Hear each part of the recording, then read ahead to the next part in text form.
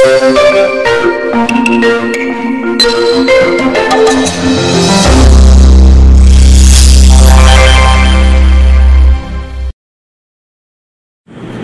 buhay ay itinutuon natin sa paghahanap sa katuruan, sa gabay, sa liwanag at pagpapala ng Diyos.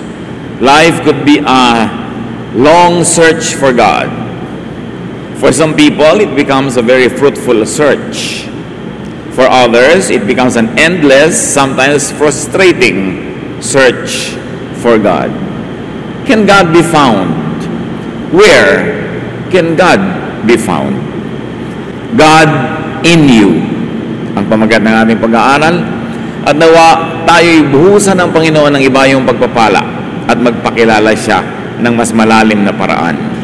Salamat po o Diyos sapagkat kayo ay pwedeng maabot, makilala at nawa turuan nyo kami kung paano gagawin yun sa pinakamabisang paraan. Sa ngayon, kami Panginoon ay nagtatapat sa iyo ng aming mga kasalanan. Patawarin niyo po kami sa aming mga pagkukulang sa inyo at sa aming kapwa. At nawa, Panginoon, ang inyong pagpapatawad, ang siyang magpagaling sa amin, ang mag-alis ng mga bigat sa aming puso, ang humawan ng aming daan at magpaliwanag sa aming buhay. Teach us, heal us, empower us. We ask you to be our speaker, O God. Nobody else, just you. May your voice be our power, our strength, our light, and use your servant only as your instrument. Dear Lord, we pray that you will heal our spirit, heal our soul, heal our bodies, and lift up yourself as we worship you and as we continue to seek for you. Father, guide us in the name of Jesus, your Son, our Lord, our Savior and friend. God in you. Napakalaking usapin, napakahiwaga, subalit napaka-totoo. Psalm 139 verses 2 to 3. You know when I am resting or when I am working, and from heaven you discover my thoughts. You notice everything I do and everywhere I go. Isang pahayag, hindi lang ng pananalig, kundi na isang katotohanan na alam ng Diyos ang ginagawa natin sa bawat sandali. But the Lord is fully aware of man's thoughts and deeds. Walang maililihim ang tao, walang maikukubli mula sa Diyos. Verses 7 to 12. Where could I go to escape from your spirit or from your sight? If I were to climb up to the highest heavens, you would be there. If I were to dig down to the world of the dead, you would also be there. Suppose I had wings like the dawning of day and flew across the ocean. Even then your powerful arm would guide and protect me. Gumamit ang sumulat ng awit na ito ng mga talinghaga na nauunawa ng kanyang panahon. So sa kanila, ang pinakamataas na pwedeng marating ay yung mga heavens.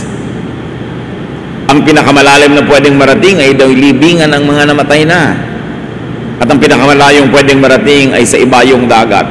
Siyempre, sa language natin ngayon, mas malayo ang range ng pwedeng marating dahil sa technology at dahil sa alam na natin ngayon.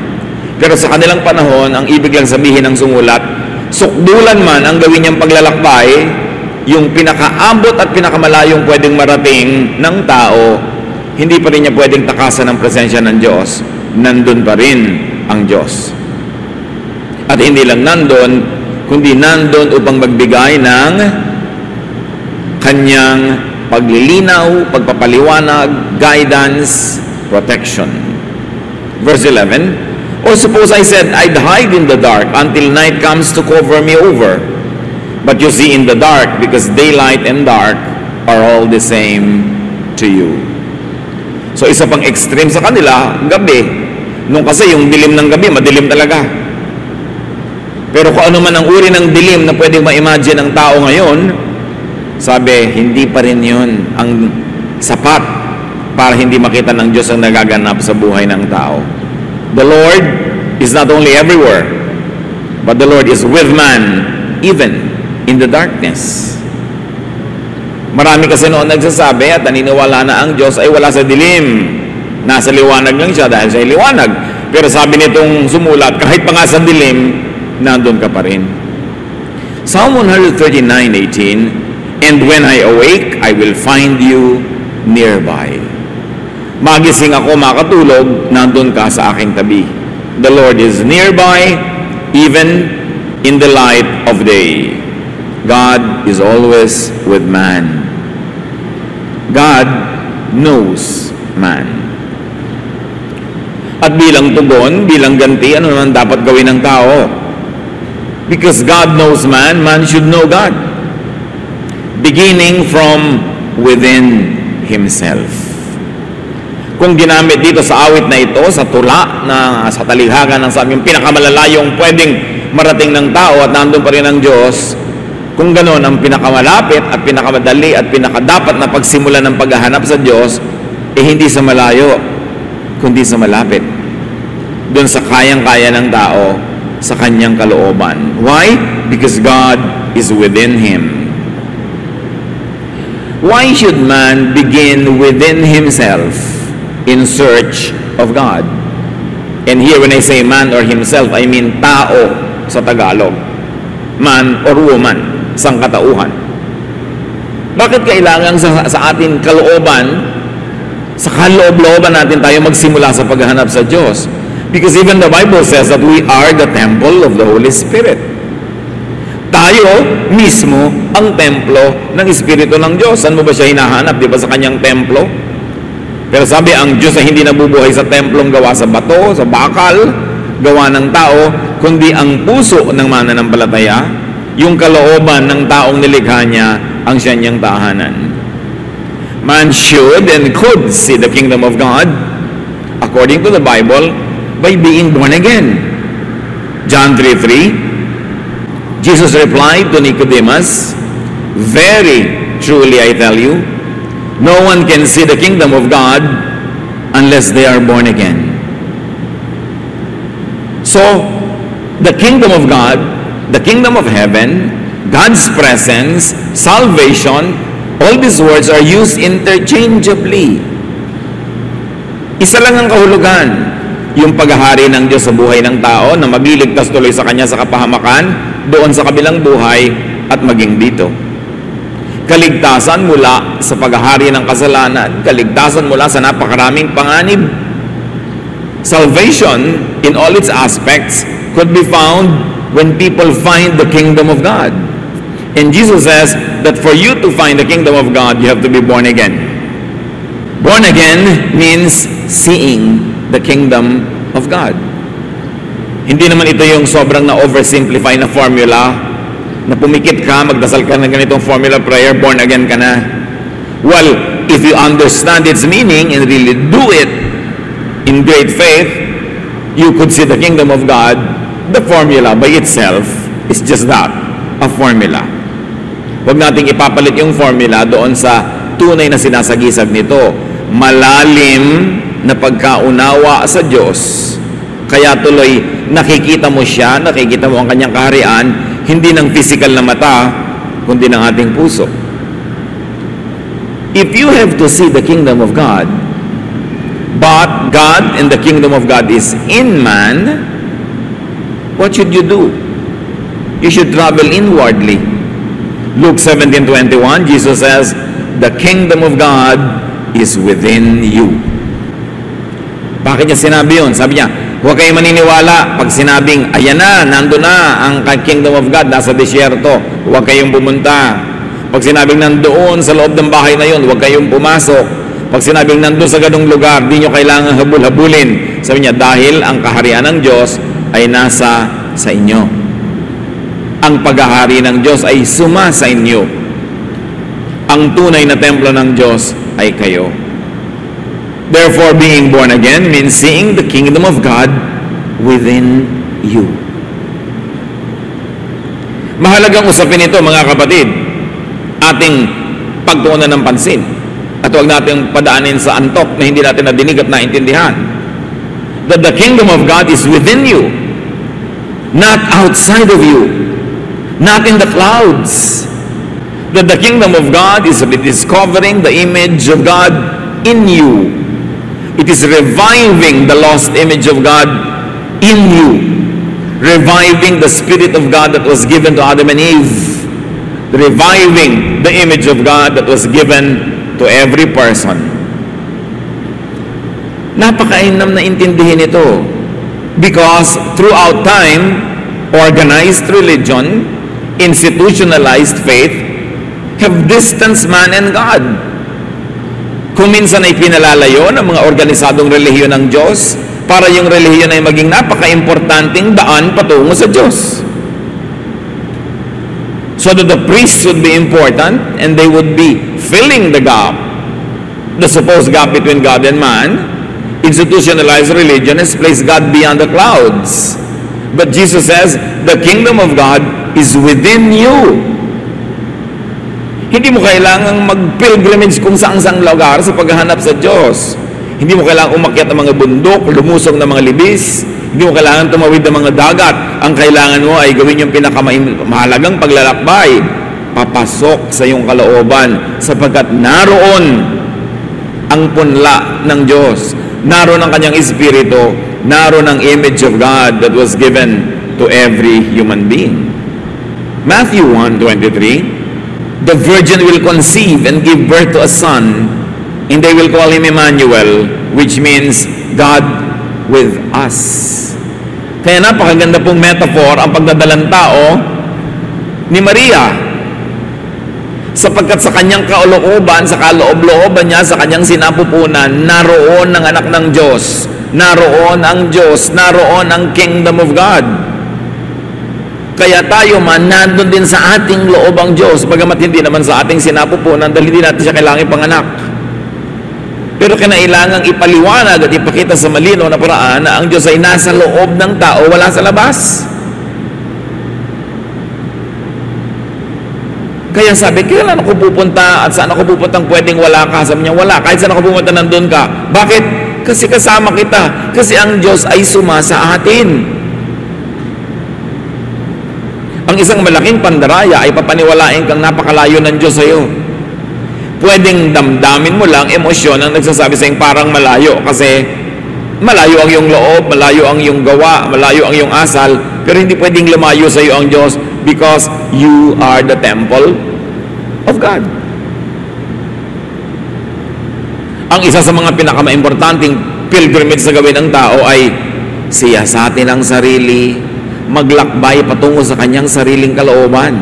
At sapagkat kahit pangamahal ay mas madali pa rin magpunta sa ibang lugar physically, sumakay ka ng vapor, sumakay ka ng eroplano, sumakay ka ng kotse, kesa maghirap kang maglakbay patungo sa iyong sariling kalooban na hindi na-develop ng taong gawin kasi umasa na lang siya ng umasa sa mga outward rituals, umasa ng umasa sa mga physical activities, sa pag-attend ng mga events, sa paghahanap sa Diyos. Kaya naman maraming tao, kung minsan uubos na ang buong buhay sa pag-attend ng kutakot-takot na religious activities, di pa rin matagpuan ng Diyos kasi hindi niya ginagawa yung pinakamahalaga, hanapin sa kanyang kalooban, sa kaibuturan ng kanyang puso. God returns to be in you, to be with you. That the most important journey is going back to yourself, to your inner self. To be born again is to return to the Spirit of God in you. Kaya mahalaga na ang tao nag-google ng panalangin na personal devotion, pag-iisip, pagmumuni-muni, pagbubulay-bulay. Dahil kapag ikay tahimik na narinig mo ang sarili mong utak na nag-iisip, kapag ikay nalayo sa ingay ng napakaraming taong nag-aagawan sa iyong atensyon at pagsunod, naririnig mo yung tinig na galing sa iyong kalooban. Kaya mahalaga yung pag-iisip, pagbibigay ng panahon na hindi ka laging busy. At ngayon, napakahirap gawin yan with technology. Ang tao minuminuto tumitingin sa cellphone kahit hindi tumutunog. Pagka napaupo kahit saan, tingin agad, send agad ng message, games agad, walang panahon sa sarili. Walang panahon na makipag-usap doon sa Espiritu ng Diyos na nasa sarili. Kasi kung kani-kanino nakikipag-usap na malayo, Kaya nga kuminsan kahit sa restaurant, kahit sa ang mesa, may 4 na taong nakaupo doon pero lahat nagte-text sa iba't ibang tao, hindi sila nag-uusap. Papalayo ng papalayo ang kausap, hindi nakausap tong malapit. Kaya may mga matitinong magulang,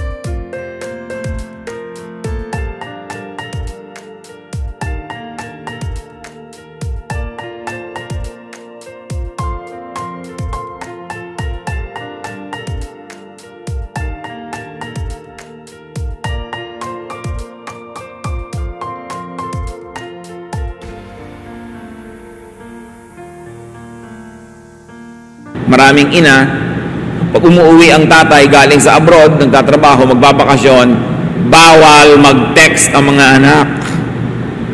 Habang nandito ang ama nyo, walang magte-text-text, walang maglalaro sa computer, walang magpe-Facebook, asikasuhin yung makipagkwentuhan sa tatay nyo o sa nanay nyo. Kasi nga, ang layo ng kausap, yung malapit, hindi makausap. Ganun din, ang institutionalized religion na kung ano-anong ginagawa para kausapin ng Diyos pero walang oras mapag-isa, walang oras na mag-reflect, no time for devotions, for reflection. It is in quietness that we will hear the silent voice of God. So man can know God by knowing himself and others. Maraming mga ganyan, Lord, let me know you. Let me know you. Yun ang laging prayer. Kung masasagot lang siyang, you want to know me? Know yourself because you were made in my image. Paano po yung kapitbahay ko? Ibang-iba yung pagkatao nun. That kapitbahay of yours is also made in my image. Kilalanin mo rin siya. Di ang dami-dami niyo pong images. Of course, kasi ginawa ko kayong lahat. So kung meron 7 bilyong tao sa planeta, mahahanap mo yung imprint ng Diyos sa bawat isa sa kanila. At kung naging 9 billion pa yan, 10 billion, hindi mo pa rin kayang ubusin ang facets of God because God is endless, eternal. Kaya kailangan kilalanin ang sarili. Genesis 1:27, so God created humans to be like Himself. He made men and women. Nakita nyo, ipinaliwanag pa, He made men and women, and at the same time, both the man and the woman are in the image of God. So, kaya babae ka, kaya lalaki ka, image ka ng God. Ano man ang iyong gender, ano man ang iyong age, ano man ang iyong race, image ka pa rin ng God. So, lahat tayo, pag pinagsama-sama, dumarami ang pagkaunawa natin sa Diyos. Kaya may taong ang galing-galing niyang gumuhit, galing sa Diyos yun. Meron ang galing-galing sa math, meron ang gift niya, kumanta, merong tumugtog, meron ang gift niya, tumulong. Lahat yan ay galing sa Diyos. That's why to see God in others is one of the greatest discoveries. There is one God, but different creations. Many creations with differences. But everyone is created by God. Walang kinreate si Satan. Satan only comes to steal, kill, and destroy. Everyone is created by God. Psalm 24:1, the earth is the Lord's and everything in it, the world and all who live in it.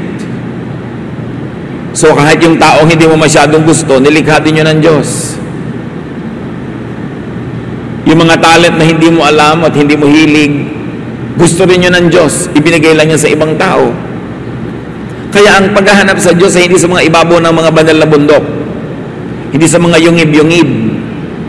hindi sa mga doktrina, hindi sa mga activities ng simbahan lamang, kundi sa pagtitig sa kapwa-tao, sa pagtitig sa sariling kalooban, at makikita mo ang magagandang mga katangian ng Diyos na nandun, nakikilala mo ang Diyos. Men were created to be like God despite gender differences like Adam and Eve, despite all other differences, despite even theological differences. Do you think different theologies will make God different? Yun lang pananaw sa Kanya, pero hindi siya naiiba. People may have personal differences, but they're all made in God's image. Kaya, mahal ng Diyos ang lahat ng tao. Kasi nakikita niya yung image niya sa bawat isa ron. Although, may mga distortions dahil sa kasalanan, merong mga dumi dahil sa mga pagkakamali, pero yung basic character, yung basic gifting, yung basic spirit, galing sa Diyos. At paano natin mamamahal ang kapwa pagka lang nakita na natin yung image ng Diyos sa Kanya. So in people, God has many images, not just one. There could be many faces, facets, and manifestations of the same God. Kaya makita nyo, pati yung pagkakakilala at pagpapakilala ng mga great Bible characters sa Diyos, iba-iba. Parang iba yung God of Adam, yung character niya, napakamapagpatawad. Kung ang si Cain nagkasala na, binagyan pa niyang tatak to protect him. Yung God of Noah naman, nagparusa sa iba at si Noah inalagaan. Yung God of Moses, may kahigpitan. Pagka hindi ka sumunod sa mga instruction, bigla ka na lang namamatay. But the God of Jesus and the God that Jesus presented is a God who is a friend of tax collectors and sinners. A God who forgives. A God who allows the underclass, those who are downtrodden, to be in the inner circle of Jesus. Hindi magkakaibang Diyos yun, kundi magkakaibang pagkakakilala ng mga Bible characters sa the same God. Therefore, magkakaibang pagpapakilala. Kaya makikita natin, halimbawa, pagka si Paul ang sinunod mo, ang kanyang mga pagkakakilala at pagpapakilala sa Diyos, mas mahigpit siya kaysa kay Peter. Yung iba namang mga disciple, mas mahigpit pa kay Jesus. Pag kami ayaw makinig, gusto nilang paulanan ng apoy. Kasi iba-iba ang pananaw nila sa iisang Diyos, pero iisa ang Diyos. Even in the giving of gifts, 1 Corinthians 12:11, all these are the work of one and the same Spirit, and He distributes them to each one just as He determines. So walang competition. Pagka sa palagay mo, yung mga taga-Sunday school ay kakompetensya ng taga-choir, hindi mo pa nakikita na sila man ay gift ng Diyos ang kanilang ministry at nasa kanila rin ang imahe ng Diyos. Pag sa tingin mo sa ibang preacher ay kalaban mo siya, hindi mo pa nakikita God in that person. Kaya nga maraming religious quarrels and wars Kasi nga kulang tayo sa inward journey at kulang tayo sa paghahanap sa Diyos dun sa tao. Hinahanap lang natin kuminsan sa statement of faith, sa doktrina, sa costume, sa suot, pero hindi doon sa kaloob-looban niya. God is with you. Instead of always reaching out to the stars and to the heavens, instead of reaching out far away from yourself, you should journey into yourself. Paano po yung ginagawa? Hindi itinuro in a manual-like manner sa Bible. Kanya-kanyang sikap, kanya-kanyang paghahanap ng daan na yun na sinasabi ni Jesus. Sabi niya, maluwag yung daan patungo doon sa kapahamakan, masikip yung patungo doon sa buhay na walang hanggan. Kailangang hanapin mo yon. The most that religion can give you is some guidance, but it is a personal journey. Kaya hindi tayo dapat laging umaasa lang sa religious leader, sa pastor, sa priest, sa kung kani-kanino. Kailangan meron kang sariling pakikipagniig sa Diyos, sariling pag-aaral ng salita ng Diyos, sariling pananalangin, At makakadevelop ka ng sarili mong style kung paano mo lalaliman ng pagkakilala sa Diyos sa pamamagitan ng pagkilala at pagtanggap sa sarili at sa kapwa. Habang hindi mo tinatanggap ang iyong sarili at hindi mo tinatanggap ang iyong kapwa, ay tinatinggihin mo rin yung Diyos kung saan after that person was made. Kaya ang tinuturo lagi, love others. But only those who truly understand it can appreciate loving others. That what you love in others is the image of God in them. That what you reject and hate in others could be the image of God in them. Mainam na pag-isipan ito. Find the image of God in you, in indifferentness, in uniqueness. Do not always reject and dislike whoever and whatever is different from you. Because God is a God of variety. God is not a God of sameness. So reflect. Quietly travel into your soul, into your spirit, into your person. Pero hindi mo pwedeng magawa yan na nagka-Candy Crush. Hindi mo magagawa yan na naka-Facebook ka lagi, na laging may games, laging may kausap. Kasi ang hindi mo napapansin ang sarili mong espiritu. So spend enough time alone with yourself. At kung may regalo kayo mga kapatid na marapat ibigay sa sarili, ay panahon. Bigyan nyo ng mas maraming panahon ang inyong sarili. Kaniig kasama ang Diyos. You don't always have to fill every blank time with companionship, with activity. Do not mistake activity for achievement. It is in non-activity that we could be quiet enough to hear God. Huwag kayong humiga kung kailan lang talagang pagod at antok na. Maglagay kayo ng oras para sa pananalangin, sa pag-iisip, at kung minsan, sa hindi pag-iisip. Kasi pag wala kang iniisip, nakaupo ka lang doon maaaring magkaroon ng spasyo yung mensahe ng Diyos para sa iyo. Huwag sobrang paguri ng sarili at puyatin na paggising mo, antok na antok ka pa, pero may trabaho ka o may gagawin, kailangan ka ng lumipad agad, wala ka ng panahong manalangin. Wala ka ng panahong magbulay-bulay, wala ka ng panahon na tanungin ng Diyos kung anong gusto niyang gawin ninyong dalawa sa maghapon na yon. Inuubos kasi natin ang oras natin sa mga bagay na hindi naman laging mahalaga. Sobrang TV, sobrang video, sobrang kung ano man yung pinagkakasobrahan, na wala namang idinudulot na mabuti sa katawan, sa espiritu, o sa kaluluwa, o sa emosyon. Hindi natin kailangang punuin lagi ng aktibidades ang ating kalendaryo. Be still and know that I am God. Sabi ng Psalm 46:10. It is an old-fashioned gift that the ancients knew how to give to themselves, that we should rediscover the beauty of aloneness. Hindi laging kailangang may kasama o kausap. Hindi kailangan laging nagmamadali. Hindi kailangan laging may ginagawa.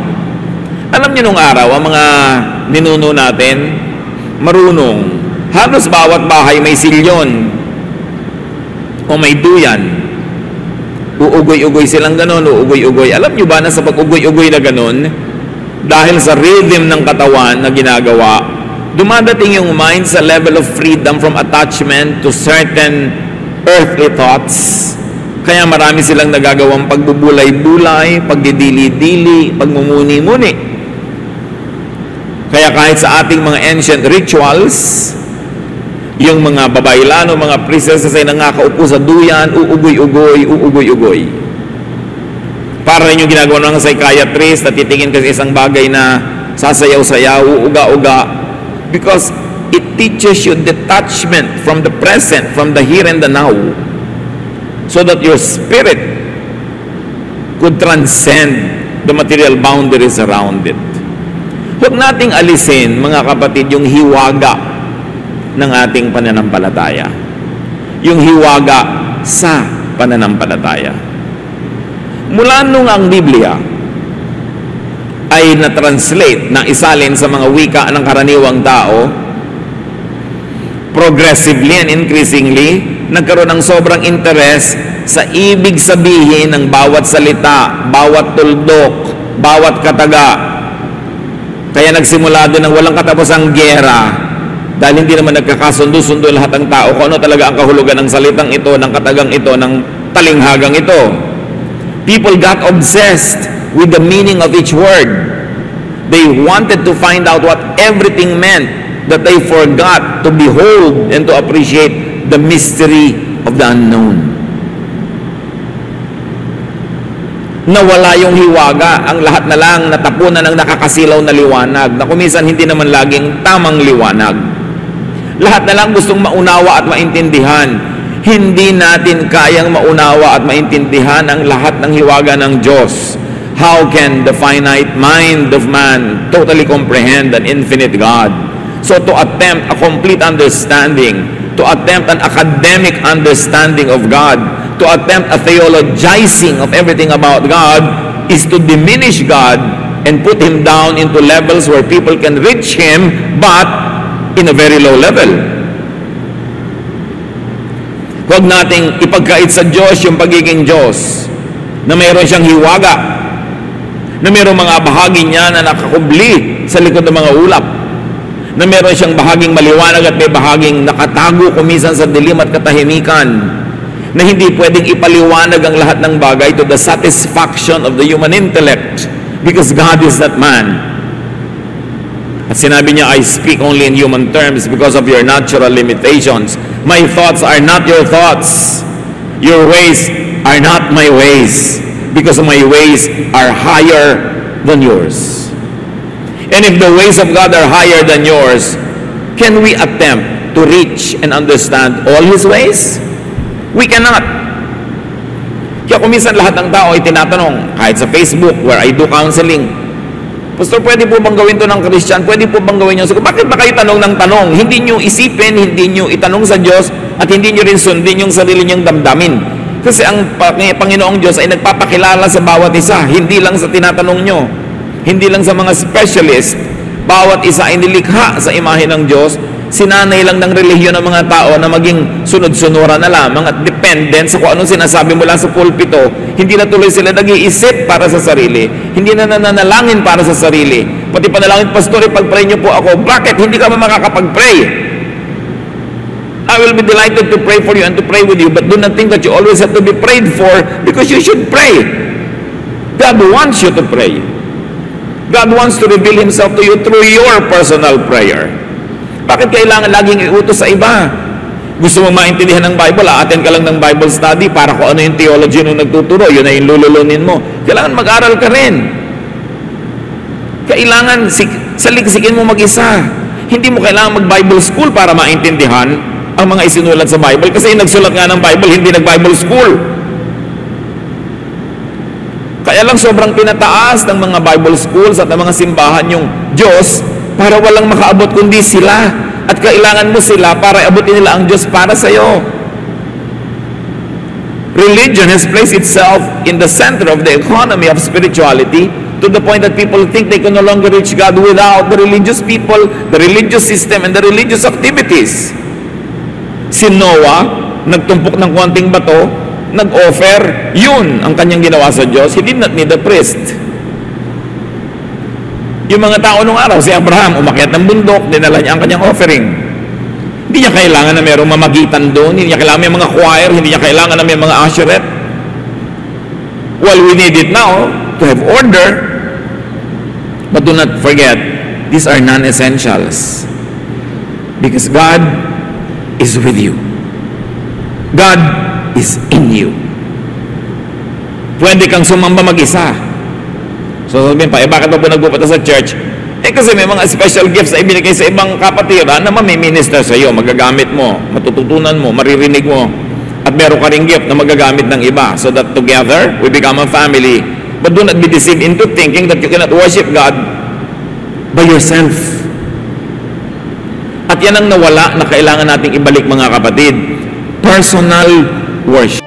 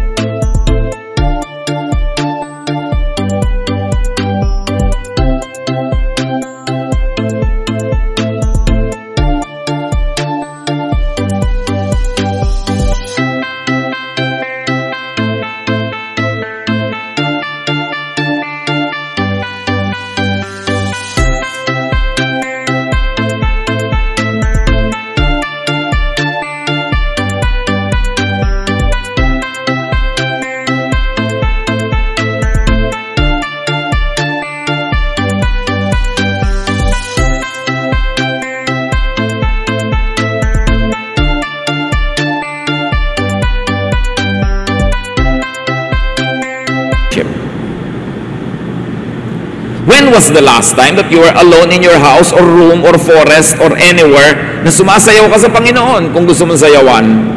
Na tumutugtog ka sa Panginoon, na umaawit ka sa Panginoon? Sapat na ba na may mga instrumentalist, specialist musicians na sila ang tumutugtog para sa'yo? Ikaw, kailan ka huling tumugtog sa Diyos? Kailangan mo ba yung kaloob na sasayaw-sayaw para sa'yo? Ba't di ka sumayaw din dyan where you are? Or sumayaw ka anywhere if you think that you could worship God through dancing? Kailangan lang baging specialist ang gagawa niyan? Kailangan ba na laging yung mga Bible study leader ang magpupuyat para mag-aral ng Biblia at ituro sa'yo sa Sunday school? Ba't di mo saligsigin mag-isa? Then, dagdagan mo sa pag-attend ng mga ganon para hindi ka lang pupunta doon para makinig. Meron ka rin maiko-contribute dahil nag-aaral ka rin. Everyone is the right and the duty to study the Word of God. Do not leave it to specialists. At yan ang kailangan ibalik natin, mga kapatid. Gusto nyo makilala ang Diyos? Magsumikap kayong kilalanin ang Diyos. In your own time, in your own place, in your own way. Because God is in you. Hindi ka God, but God is in you. Be still and know me, the God in you, sabi niya. Be still and know yourself, the image of God. Know yourself and see God's wonderful work in you. Know yourself and see God's wonderful image in you and in others. Psalm 139, 13-16. For you created my inmost being. You knit me together in my mother's womb. I praise you because I am fearfully and wonderfully made. Your works are wonderful. I know that full well. My frame was not hidden from you when I was made in the secret place, when I was woven together in the depths of the earth. Your eyes saw my unformed body. All the days ordained for me were written in your book before one of them came to be. What is the inevitable conclusion? God created each one of us. God caused us to be created the way we were created. If you like to be scientific, even your genetic composition was made by God. Sa dinami-rami ng iyong lola at lolo on both on your father and mother's side, sa iba't ibang mga ugali, asal, talento ng kutakot-takot na mga ninuno mo sa iyong genetic pool, it is the Lord who decided na ang ilong mo manggagaling sa lola ng tatay mo, na ang kilay mo manggagaling sa ganung ninuno, na ang ganitong ugali mo, ang ganung pagtugtog mo galing kung kani-kanino, kasi ang dami mong pwedeng pagkunan. Kaya kahit magkakapatid, magkakaiba ng ugali, magkakaiba ng talento.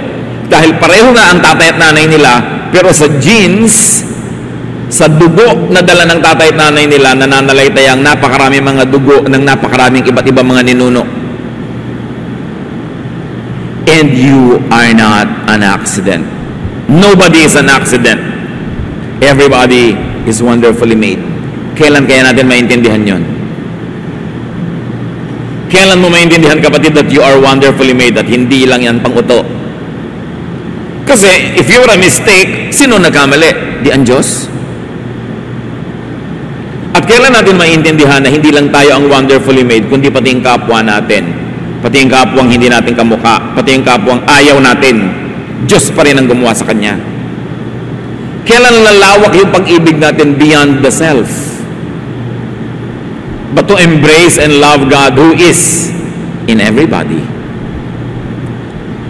Kaya mag-ingat-ingat din tayo kuminsan, kasi pag sobrang relihiyoso ang tao, wala siyang ginawa kundi maghampas sa sarili, wala siyang ginawa kundi self-flagellation, self-bashing.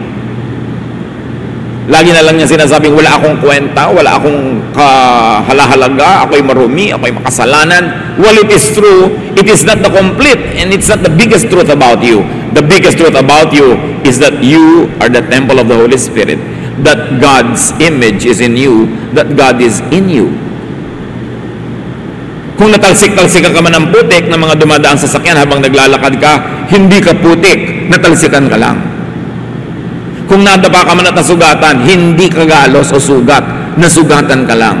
At kung nagkamali ka man, hindi ka pagkakamali, nagkamali ka lang. Habang hindi natin dapat na sobrang purihin ang sarili at pawalang sala ang sarili, hindi rin natin dapat sobrang i-condemn ng ating mga sarili.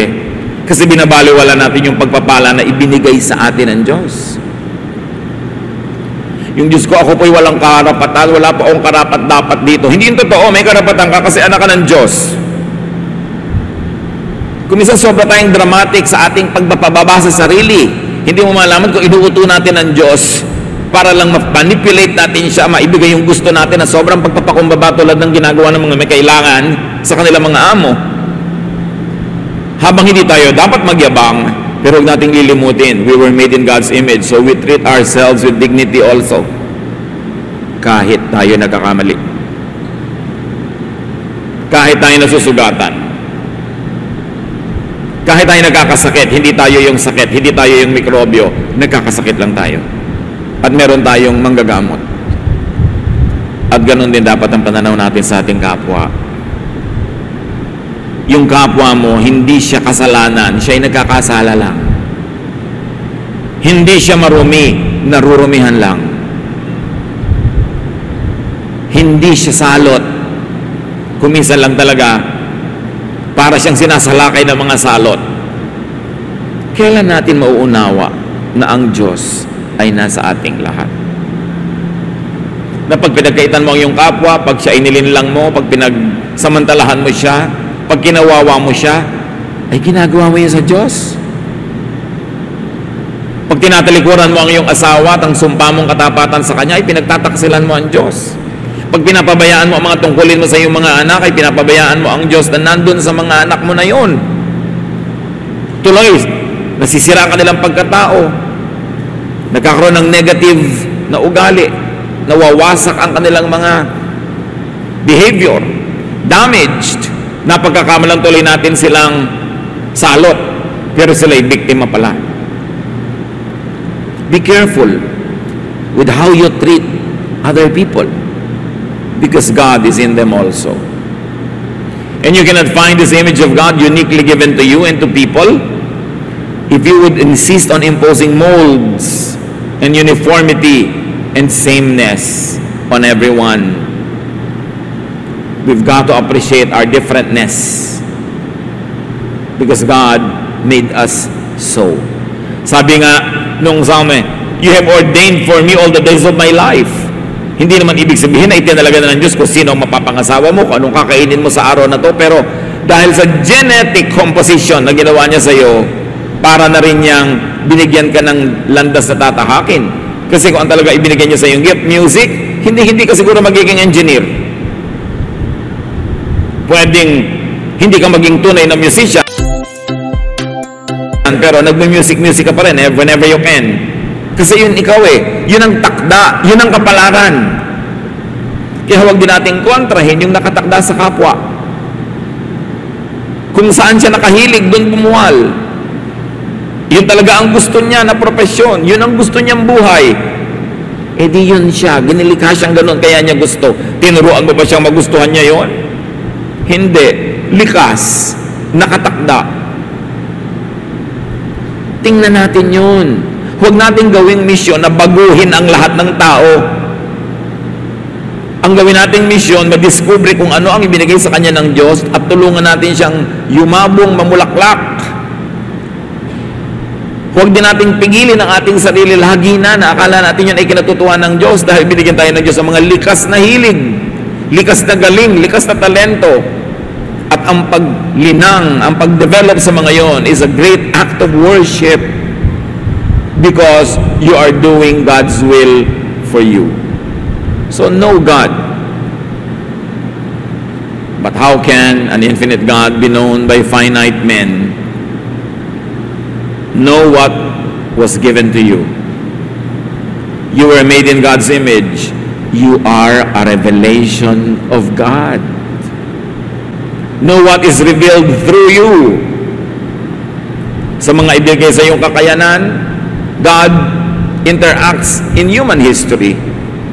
Yung mga binigyan niya ng runong na umimbento ng mga cellphone, umimbento ng plancha, umimbento ng telepono, galing sa Diyos lahat yung katalinuhan na yon. So kasali siya sa ating pang-araw-araw na buhay. At pag sinikil mo yung likas na runong mo, hindi mo maiko-contribute sa sangkatauhan yung ginawa ng Diyos na naka-assign sa iyo para likhain mo. Know God in human terms.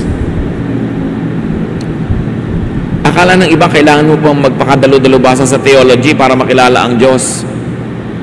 Wala naman nag-theology nung araw, yung sumulat mismo ng Bible.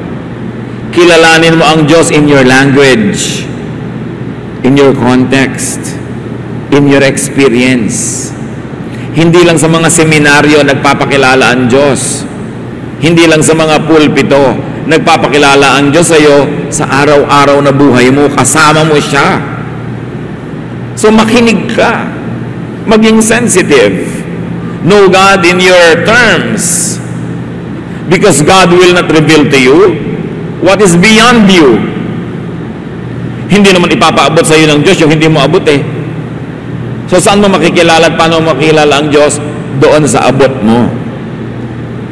Hindi mo kailangang magsikap na abutin yung hindi mo abot. Kasi abot ka ng Diyos. At kung nasa ang level ka, nandun ang level niya. No need to search far.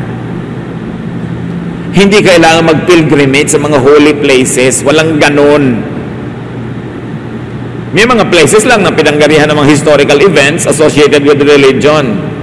Pero walang holy land. Because you are the temple of the Holy Spirit, therefore you are holy land. You were created by God in God's image. Kaya hindi natin binabastos ang sarili because we are holy land. Huwag tayo magpadala sa mga marketing ng kung ano-ano mga religious activities para magbenta ng mga biyahe, mga pilgrimage at kung ano-ano. God is in you. To accept God is to accept God's image in yourself and in others. So what is a foundational gift to yourself and others and to spirituality? To know and accept yourself and others. Kilala niyo na ba talaga ang sarili niyo, mga kapatid? O malapit na lang tayong gumraduate sa buhay na ito ay panay pa ang self-rejection, self-denial, na parang pagkakamali kayo ng Diyos. You are created wonderfully by God. See the wonder, enjoy it, and thank God for it. And contribute to our lives, to contribute to humanity, to society, by being yourself, because you are unique. Search for God. Bigyan nyo ang sarili nyo ng puwang na makilala pa ang Diyos sa loob ng sarili nyo mga ginagawa, sariling karunungan, sariling konteksto. Hindi nyo kailangan lumabas doon dahil nandun ang Diyos. Aming Ama, ipaunawa mo sa amin ang mga matalinghagang bagay na ito. Mga bagay na hindi laging kayang ipaliwanag, pero Lord, let our faith operate. Turuan mo kami na to always want to intellectualize and to understand everything the way we read manuals. But teach us to behold you in your wonder, in your glory, in your revelation, and even in your secrets. Because secret things belong to you, O God. Teach us to just trust. Na mag-operate kami sa karunungan, mag-operate din kami sa intuition, sa pakiramdam, sa aming espiritu. Dahil kami ay body, soul, and spirit. Hindi lang body, hindi lang brain, hindi lang thought, kundi spirit din. Teach us to develop all the areas of our personhood, O God, and may we find you there, and may we find you in other people too. Pagbulay-bulayan pa natin mga kapatid na ilang saglit, hanapan ng application, how to find God in you and in others.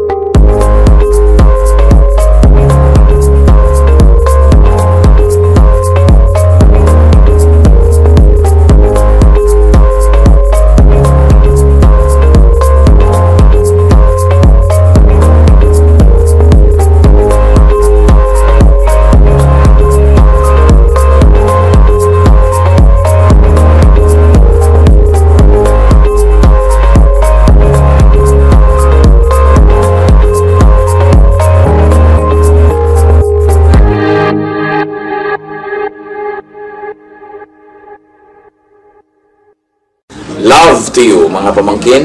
Dito tayo mag-aral ng salita ng Diyos. Dito tayo mag-aral ng mga practical na bagay, magdalanginan para sa isa't isa, makinig ng mga mensahe, at dito tayo magsasama-sama spiritually sa ating official Ed Lapis YouTube channel na ang address ay Sabi ni Kuya Ed. Remember, dito tayo ha, Sabi ni Kuya Ed, ang ating official YouTube channel. Do not forget to subscribe. Click the subscribe button and ring the bell for notification. Like, comment, and share our official YouTube channel. Visit Ed Lapis website for daily devotion, audio podcast, latest video message, send your prayer request, subscribe to mailing list and more. Visit edlapis.com.ph.